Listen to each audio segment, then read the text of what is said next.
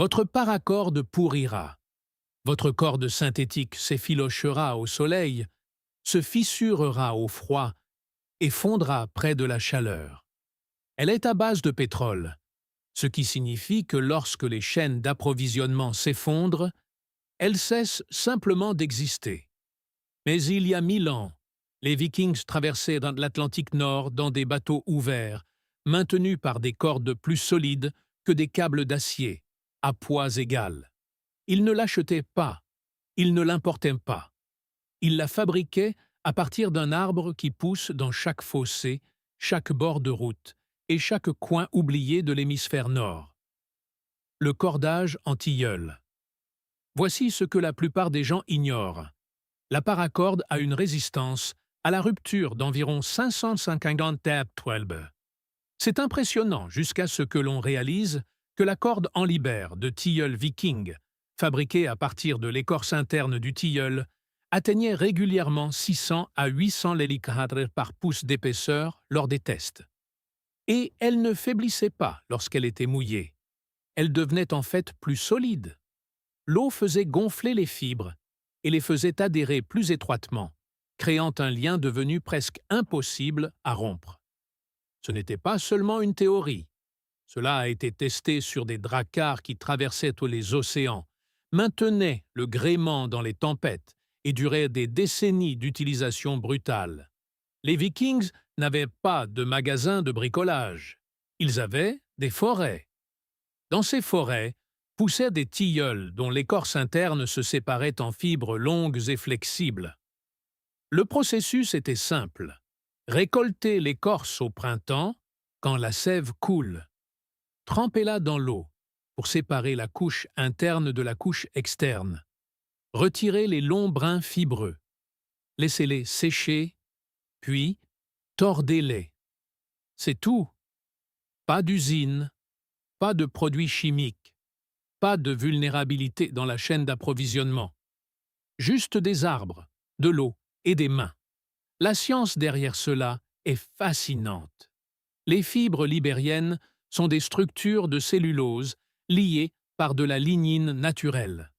Lorsqu'elles sont tordues sous tension, ces fibres se verrouillent, les unes aux autres, à un niveau microscopique, créant une structure hélicoïdale qui répartit la charge sur des milliers de points de contact. Les cordes synthétiques modernes essaient de reproduire cela, mais elles ne peuvent égaler la complexité naturelle. Le nylon s'étire et le polyester se dégrade au soleil. La fibre libérienne, elle, s'assouplit, tient bon et continue de fonctionner. Et ce n'est pas du folklore.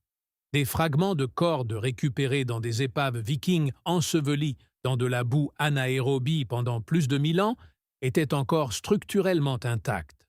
Lorsque les chercheurs les ont testés, ils ont trouvé une résistance à la traction comparable aux cordes modernes en fibres naturelles. Et ce n'étaient pas des pièces de musée. C'étaient des cordes de travail qui avaient été utilisées, maltraitées, trempées dans l'eau salée, gelées et laissées à pourrir. Et elles tenaient toujours. Alors pourquoi cela importe-t-il aujourd'hui?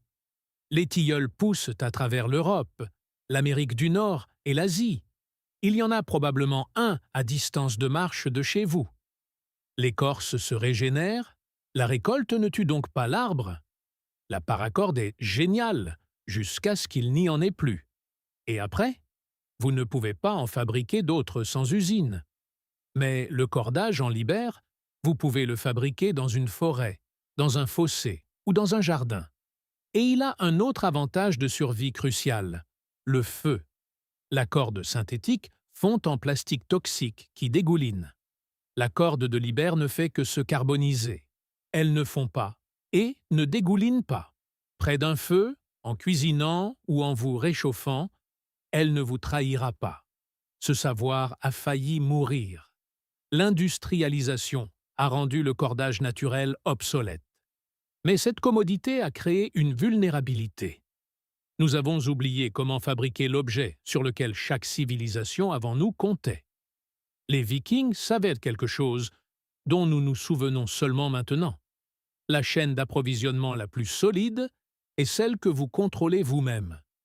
Des tests modernes réalisés par des experts en bushcraft ont montré les mêmes résultats.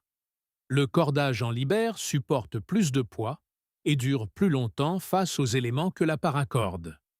Alors, quand le monde manquera de pétrole, quand la corde synthétique deviendra une relique, souvenez-vous de ceci. Les Vikings ont traversé des océans avec des cordes faites d'arbres. Ils ont bâti des royaumes grâce à elles. Ils leur ont confié leur vie. Et ce savoir est toujours là, poussant dans chaque forêt, en attente. Parfois, la méthode ancienne n'est pas seulement nostalgique. Parfois, elle est simplement meilleure. Et dans ce cas, elle pousse littéralement sur les arbres. Si cette histoire a changé votre regard sur les arbres de votre jardin, n'hésitez pas à vous abonner à la chaîne et à aimer cette vidéo. Nous déterrons l'histoire qu'ils ont essayé d'enfouir. Plantez les graines du futur. Le prochain trésor sera bientôt révélé.